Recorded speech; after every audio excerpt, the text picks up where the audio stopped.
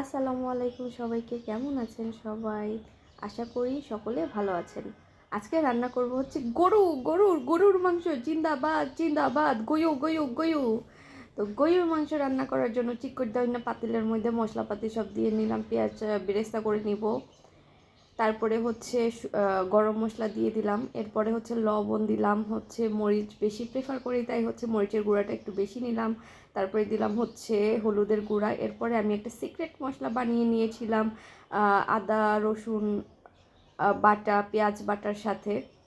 তো আমার নিজের গরুর মাংস বানানোর রান্না করার জন্য যে সিক্রেট মশলা সবগুলো অ্যাড করে আমি হচ্ছে টমেটো দিয়ে নিলাম গ্রেভির জন্য, সুন্দর একটা কালার আসে এতে।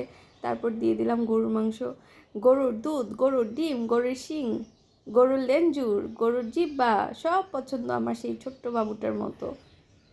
আমিও হচ্ছে গরু লাভার কাউ লাভার, কাউ কাউ জিন্দাবাদ জিন্দাবাদ। তো সব কিছু হচ্ছে কষানোর পরে যা পানি ছেড়েছে আমি আর এক্সট্রা কোনো পানি দিলাম না। এরপরে হচ্ছে চিকন না পাতিলটা বন্ধ করে দিলাম। অ্যান্ড এই হচ্ছে আমার গরুর মাংসের ফাইনাল লুক। কেমন হয়েছে জানাবেন। একটু জিরার গুঁড়া দিয়ে নিলাম। এই তো রুলস রান্না করা হয়ে গিয়েছে আমার। তো এই পর্যন্তই আজকে ভিডিও ভালো লাগলে হচ্ছে লাইক কমেন্ট অ্যান্ড শেয়ার করুন। ভালো থাকবেন, বাই।